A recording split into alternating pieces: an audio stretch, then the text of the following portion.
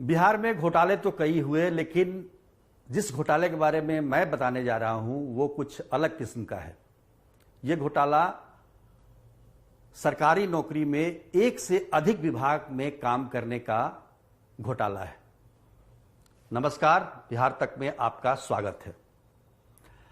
आजकल रोजगार को लेकर बड़ी चर्चाएं हो रही हैं, बेरोजगारी बढ़ रही है, युवाओं को रोजगार नहीं मिल रहा है। ये तमाम तरह के मुद्दे लगातार हमें सुनाई देते हैं, राजनीतिक दलों से, चुनावी मंच पर भी और तमाम जगह पे। आम जनता भी इससे त्रस्त है कि बेरोजगारी है। लेकिन जब एक व्यक्ति तीन विभाग में काम करे तो कम से कम 2 लोगों की नौकरी तो वो जरूर मार रहा था, क्योंकि अब बताएंगे बाद में कि मामला क्या है ये। और सरकार को इसकी भनक भी नहीं थी। उस व्यक्ति ने 1 साल नहीं, 2 साल नहीं, 3 साल नहीं, बल्कि 30 साल तीनों विभाग में नौकरी की। अब आप बताइए कि कोई सरकारी नौकर, सरकारी अधिकारी या कर्मचारी, कोई भी कितने साल नौकरी कर सकता है सरकार में? 30 साल, 35 साल और अधिक से अधिक 40 साल। 40 साल या 41 साल से ज्यादा कोई नहीं कर सकता। लेकिन इस व्यक्ति ने, अगर तीनों विभाग को मिला दिया जाए 30 वर्ष मिला के, तो 90 वर्षों तक इसने नौकरी की है। और 90 वर्षों का इसने वेतन भी लिया है सरकार का। अब अंदाजा लगा दीजिए कि ये कितना बड़ा घोटाला है। अब ये मामला एक सामने आया है, हालांकि ये मामला 2019 में ही सामने आया, लेकिन सरकार भी चूंकि सुस्त गति से चलती है और जिस तरीके से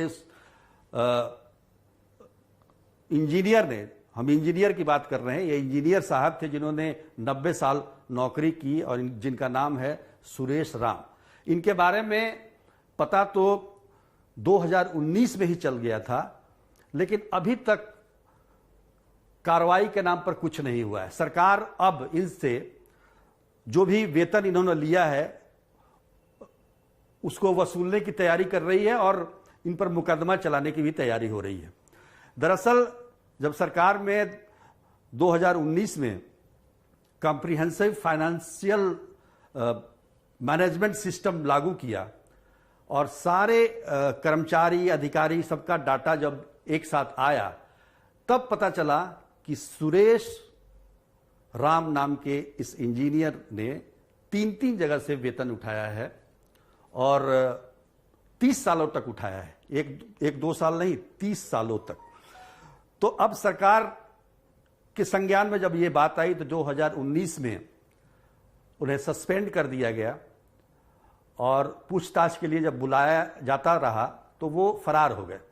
हालांकि 2019 के सितंबर में उन्होंने सरेंडर भी किया कोर्ट में, लेकिन अभी तक कुछ हुआ नहीं, क्योंकि सरकारी पैसा है, किसको चिंता है। अब इतना पैसा आप जोड़ लीजिए इनके वेतन का, तो 90 वर्षों का, 90 वर्ष ना 30 वर्ष इनके वेतन के हुए, बाकी 60 वर्ष तो ज्यादा पैसे लिए उन्होंने। सरकार की राशि का दुरुपयोग हुआ, लेकिन अभी तक उस पर कोई कार्रवाई नहीं हुई है। 1988 में जो सुरेश राम है, जूनियर इंजीनियर के तौर पर इनकी नियुक्ति पथ निर्माण विभाग में होती है और उसी साल फिर इनकी नियुक्ति जल संसाधन विभाग में हो जाती है और जल संसाधन के 2 प्रमंडलों में ये जूनियर इंजीनियर के तौर पर तैनात हो जाते हैं। अब कहानी सुनिए। 3 जगह एक व्यक्ति नौकरी कर रहा है और किसी को भनक तक नहीं है। ये व्यक्ति ऐसे जगहों पर नौकरी करता था जहां से ये उनके जो दफ्तर हैं वो आसपास हो, इसकी व्यवस्था उसने की थी और सुदूर ग्रामीण इलाकों में हो, ताकि वहां पर अटेंडेंस बनाने का झंझट नहीं हो। फील्ड वर्क ये ज्यादा लेते थे, तो पथ निर्माण में फील्ड वर्क और जल संसाधन में भी फील्ड वर्क ही होता है ज्यादातर।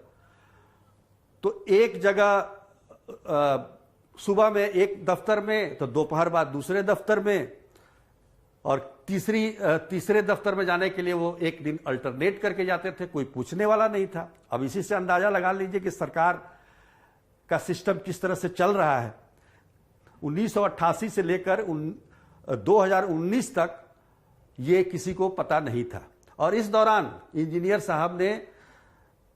साहब को बल्कि 2 बार प्रमोशन भी दिया गया। अब वो सहायक इंजीनियर थे और 2018 में तो उन्हें पथ निर्माण विभाग से हटाकर भवन निर्माण में कर दिया गया। तो ये तमाम बातें होती रही। जल संसाधन विभाग में चूंकि 2 अलग अलग प्रमंडल में थे और आसपास के प्रमंडल में थे, तो सुबह एक दफ्तर में, शाम को दूसरे दफ्तर में, इसी तरह से जीवन कट रहा था। अगर ये सिस्टम लागू नहीं होता तो शायद पता भी नहीं चलता और इंजीनियर साहब 90 वर्ष की नौकरी के बाद रिटायर होते। अब सवाल ये उठता है कि इस तरह के और कितने मामले हो सकते हैं, क्योंकि ये तो मामला सामने आ गया। और इससे पहले भी न जाने कितने लोग इस तरीके से सरकार को चूना लगा रहे होंगे या लगाकर रिटायर हो गए होंगे। कई बार बातें सुनने में भी आती है। शिक्षकों का मामला देखिए, शिक्षक में भी कई ऐसे केस आए हैं जो 2-2 जगहों पर नौकरी कर रहे हैं, 2-2 प्रखंडों में, अलग अलग ब्लॉक में, अलग अलग जिलों में। तो ये तमाम इस तरह की जो लेकुना है, जो त्रुटियां हैं सरकार में, जिसका लाभ ऐसे ऐसे व्यक्ति उठाते रहे हैं। अब सरकार सुरेश राम से मुआवजा वसूलने जा रही है, जो भी लिया गया है। अब वो कितना वसूल पाएगी कहा नहीं जा सकता है। मुकदमा चलेगा, मुकदमा में क्या उसका नतीजा निकलता है, उसके लिए लंबे समय तक हमें इंतजार करना पड़ेगा। आज के लिए बस इतना ही। तब तक के लिए धन्यवाद।